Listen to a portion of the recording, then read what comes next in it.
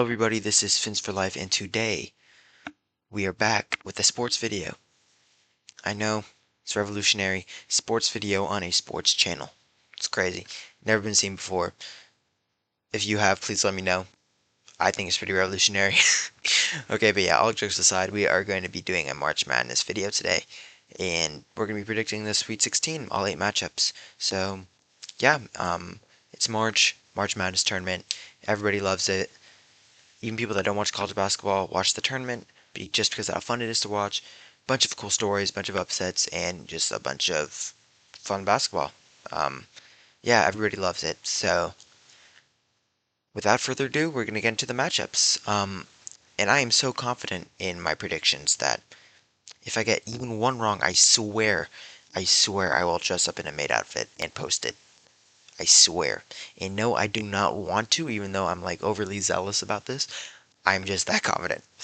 Okay, holy voice crack, by the way. I hope the mic did not catch that. Anyways, let's get into the first matchup. So first off, we have Iowa State versus Tennessee. Both great teams. A great 2-6, 2 seed 6 seed matchup. Um, Iowa State won their last game by 19. Tennessee won by 7.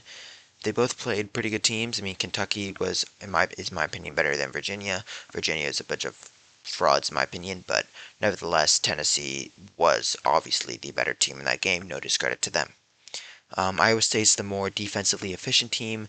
They have a better offensive scoring margin. They're more offensively efficient. They have a better assist to turnover ratio. They're the better shooting team. And they have better wins. I mean, simply put, they beat Purdue, Iowa, St. John's, Kansas, Houston. They have a pretty good repertoire of wins. And while Tennessee is a great team, in my opinion, I mean, you have to be a good team to make it to the Sweet 16. I don't think they compare to the great team that Iowa State is. And yeah, even though Tennessee does have game changers like Jacoby Gillespie and Bishop Boswell, who are both great players, Bishop Boswell is a great three-point shooter. I still think that Milan Momcilovic and Joshua Jefferson are enough to beat or enough to lead the team to beat the Tennessee Volunteers. Um, just a little side note, when I looked up Milan Momcilovic on Google, it said he was born in Wisconsin. I have a very hard time believing that. This man looks like he's straight off the plane in Dagestan, bro. Like, with like Khabib and all them, bro. He looked like he was training in the freaking mountains with them, like trying to be a UFC fighter. Why is he playing basketball, bro? He should be in the UFC in Khabib's corner. Like, I swear that something's fishy going on over there. But yeah, nevertheless, Iowa State, I have winning against Tennessee, moving on to the Elite Eight in a. I wouldn't say it's a blowout, but I don't think it's going to be that close in my opinion. I don't think it's going to go out to the wire. Now, this is probably my favorite matchup in um in the Sweet 16, Arkansas versus Arizona. I'm going to take a couple seconds to talk about Darius Acuff.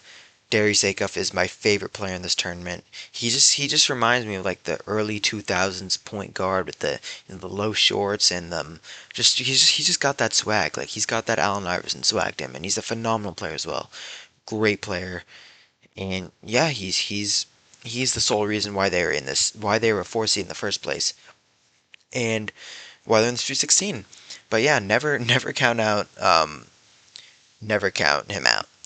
But without further ado, getting to the game. Arkansas won by 6 against High Point, and Arizona won by 12 against Utah State. Arkansas sucks at defensively. They're such a bad defensive team, and that's been the story of their year. They let up a lot of points, but they also score a lot of points. So there's that. Arizona has a great defense. Uh, Arkansas has Arizona has the larger scoring margin, the better strength of schedule, the more they.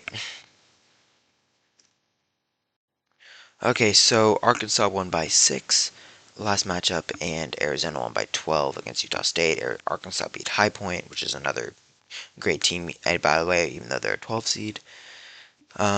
Arizona is the by far the better defensive team, but I think Arkansas beats them offensively. I think they have the better offensive team. Arkansas is better, has a more efficient offense. They have the better assist to turnover ratio, and they're the better shooting team as well. And I think, and that's in large part because of Darius Acuff and his incredible play throughout the year. But yeah, Arkansas, their their weakness is their defense. They do not have a good defense. They'll score 90 points but let up 80 in a win. So it's not very exciting defense to watch, but their offense is phenomenal. Again, in large part due to Darius Acuff. Um, Arkansas in the regular season has beaten Louisville, Tennessee, Vandy twice, Texas Tech, Arizona. They're one seed for a reason. They've beaten Florida, UCLA, UConn, Bama, and Houston. They have the better wins, and they are the better rebounding team as well. Game changers besides Darius Acuff for Arkansas, Trayvon Brazile, Malik Thomas. They're going to have to be on their A game if they want to have a chance of winning. On the Arizona side, they have Braden Berries, Toby Awaka, and Jaden Bradley. Toby Awaka is a great playmaker. He can be a difference maker for Arizona in this game. And Braden Berries, he's their leading scorer, so you just got to keep on doing what he's doing. But yeah, as I was saying earlier, March Madness is about, or sports are about stories in general. And that's why, even though Arizona might look like the better team on paper, I am choosing Arkansas to upset them and move on to the Elite Eight. I think Darius Acuff, and Malik Thomas are going to have phenomenal games, and they are going to carry this team to the Elite Eight. So yeah, this is gonna be a fun game to watch. But I got Arkansas. Stop, wait a minute. The way you move that body, you done got my heart all in it. And I just wanna be with you tonight. Like, please, I'm a player, yeah, it's true. But I changed the game for you. I wanna see what it do. Can I be for real?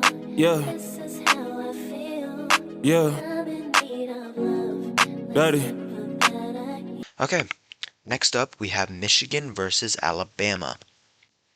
Michigan, the 1 seed, versus Alabama, which is a 4 seed. I'm pretty sure. Let me just double check that. Yes, Michigan or Alabama is a 4 seed. Both great teams. Both won by 20 plus points in their last outing. Michigan way better defensively than Bama. Bama's ranked 200 plus in defensive efficiency. Michigan has the better scoring margin. They have the better strength or the harder schedule during the year. They're the slightly more offensively efficient team. They are the better shooting team. Um, they're the better rebounding team as well. Both great teams, and I think this is, or in my opinion, this is going to be a pretty. This is not going to be a blowout. I think that, or I don't think this can be a blowout, even though Alabama does not have good defense. I am positive that this is going to be a pretty good game to watch. Um, Michigan, did not win the Big Ten championship. They have a chip on their shoulder. They've had great wins throughout the season. They beat MSU, Illinois, Nebraska, Gonzaga. Bama's had their fair share of great wins as well. Tennessee, Arkansas, they beat Illinois as well, and they beat St. John's. And they have the game changers to possibly upset Michigan in the Sweet 16. They have LeBaron Philin Jr. and Aiden Holloway, both great offensive players. In Michigan, they have Yaxel Lendenborg and Morris Johnson Jr., who are phenomenal players as well. So they have this at Michigan winning by 10. Michigan are the 10 point favorites. I don't think it's going to be. I think it's going to be closer than that, in my opinion. I still have Michigan winning, but I think that this is going to be a game to watch and an upset watch because on who knows the day that LeBaron Philin Jr. is going to have. He can light up the floor any night, any any day of the week, and any night of the week as well. Now that I'm thinking that sounds really redundant, but it's okay. We're just going to move on. Okay, Michigan beats Alabama to move to the Elite Eight. Next up, we got Texas versus Purdue. This is also another. It's going to be a fun matchup as well. You have the Cinderella. I mean, I don't think anybody expected them to get this far, and also they're the lowest seed in the tournament. So they're technically the Cinderella in the Sweet 16 versus Purdue, the Big Ten championships and the 2 seed in the West region. Last game, Texas won by 6 against Gonzaga, and Purdue won by 10 against my Miami Hurricanes. Still salty about that, but we're going to push that bias to the side for the sake of this video. Um, Both teams are not really good defensively, but Purdue is the more defensively efficient team. It's like they're bad, but they're not as bad as Texas. Purdue has the better offense. They have the harder schedule during the season, and they are the more efficient offense. They are the best team in assist to turnover ratio. They're the better rebounding team. They're the better shooting team as well. And yeah, I'm positive that this is going to be a win for Purdue. I'm positive. I think it's going to be a 10 plus point win. I don't think Texas has, even though like I love Cinderella stories, I just don't think that they have it in them to beat Purdue. They do not have the defense. They're just going to turn over the ball too much. I already know Purdue, great team. They're going to look at that assist to turnover ratio. They're 184th in the nation in assist to turnover ratio. They're going to exploit that. I'm calling it right now. Um, Texas does have great players in Dalen Swain and Jordan Pope. Jordan Pope is a great three-point shooter, but Purdue has Braden Smith, Fletcher Loyer, and Trey Kaufman. Fletcher Loyer had a great game against the Hurricanes. He shot up completely lights out against the Hurricanes. But yeah, I think Purdue wins pretty easily, and the Cinderellas are gone. I love Cinderellas, but they're not. I don't think they get it done here. Purdue beats Texas and advances to the Elite Eight. Okay, now without further ado, we're going to be talking about Illinois versus Houston, which is another. It's going to be a great game. It's a great 2 seed, 3 seed matchup. And yeah, just to get it out of the way, I have Illinois winning. They are the better offensive team by a pretty good margin, in my opinion. Keaton Wagler is a great offensive player, and he is great at leading this offense in general. Houston does have a great defense, and I think this is going to be a very close game. But I think that the Keaton Wagler led offense is enough to get by this Cougar defense. Oh, and by the way, y'all Cougars ain't got nothing on my Hurricanes. I remember a couple years ago when Isaiah Wong and Jordan Miller embarrassed y'all, and I think what was it the Sweet 16. Y'all ain't making it past it again, and I'm not choosing Illinois just because of that. By the way, I do think they're the better team, but yeah, Illinois moves on to the Elite Eight, and yeah, that's that. Nothing much to say about that. Now another great matchup: Nebraska versus Iowa. Iowa stunned the world and beat the Gators. Thank you, by the way. Hate the Gators. Um, yeah, just go Canes, man. Frick the Gators. No one likes them. They won by 2, but Nebraska also won by 2 against Vanderbilt. Uh, Bennett Sturts did not have a great game against Florida, but I feel like if Iowa wants to do anything against Nebraska, he's gonna have to have a good game, and I think he will, and that's why I'm choosing Iowa to upset Nebraska and move on to the Elite Eight. They have similar strength of schedule. They have similar offenses. Nebraska's defense is a little bit better than Iowa's, but I think that Bennett Sturts and Tavion Banks leading this Iowa offense are enough to beat the Nebraska Cornhuskers in a very great Big Ten Sweet 16 matchup. Once again, just thank you, Iowa, for beating the Gators. I hate to see the Gators win. That's why I hated watching March Madness last year, because all I saw was Walter Clayton Jr. chucking up heat checks every time and making them. No offense to Walton Clayton Jr., but great player, horrible team. Iowa wins against Nebraska, moves on to the Elite Eight. Let's go into the next one. Okay, MSU versus UConn. Going to be, I think it's going to be very close in my opinion, but I think MSU wins this one, and yeah, I think they are. I believe in them. I don't believe in UConn as much after they lost their conference. They lost their conference championship game to St. John's. I don't think that they have it in them to beat Michigan State. Michigan State is a great team led by a great coach. Um, and yeah, I think that UConn's inability to shoot the three-point ball is going to it's not going to work out for them to here.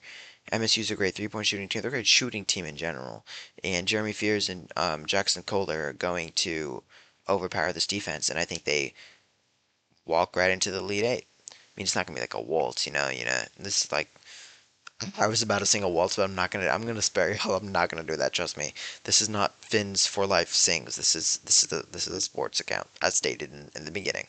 So yeah, okay. Yeah, MSU wins Elite Eight. Now for the final matchup, Duke versus St. John's. Um, just get out of the way. I think Duke wins this, but I don't want people to underestimate the St. John's team. They're great. Duke is the best offensive and defensive team. They're just they're my favorites to win the tournament, but that is entirely contingent on Cam and Caden Boozer's play. Not gonna lie, in that first round matchup against Siena, Caden Boozer was the better twin. He was the one that was um he was just playing better. He was playing with a more winning basketball approach. He just got great IQ in my opinion. He's people underestimate Caden Boozer. So he can be an X factor in this game, especially and Pat Ngongba as well. He wasn't there for the first round matchup. If he can play 100%, I think that's going to be great for Duke. I mean, he's a great player, but nevertheless, um, I don't think Zuby Ejiofor is enough to overpower this amazing Duke defense. And I think that honestly, if the spread is at 6.5 for Duke to win, I think Duke blows that out of the water. I mean, I said it earlier, don't underestimate the St. John's team, but I don't think that St. John's is gonna have a good night. They're a great team. I just don't think it's not gonna be like by 20. I think it's gonna be like by 10. But yeah, Duke wins and moves on to the Elite Eight. So yeah, those are my predictions. Just to sum it up, I got Michigan, I got Michigan, Purdue, Arkansas, Illinois, Iowa, MSU, and Duke moving on to the Elite Eight. And yeah, that's about it. Um, Make sure to like, comment, subscribe if you guys like the content. Leave comments, please. Tell me what I'm missing. Tell me what I got wrong. If you did disagree with me, please put it in the comments. I love engaging with people on this stuff. It's very fun for me. I love doing this. But yeah, I will be back if I get one wrong for the maid outfit. I'm joking. I'm not actually going to do that because I know nobody wants to see that, and frankly, I don't want to do that. So but we'll just keep the joke running. But anyways, yeah. I'll catch y'all. This is Fins for Life, and I'll see y'all soon. Thanks for watching. Bye.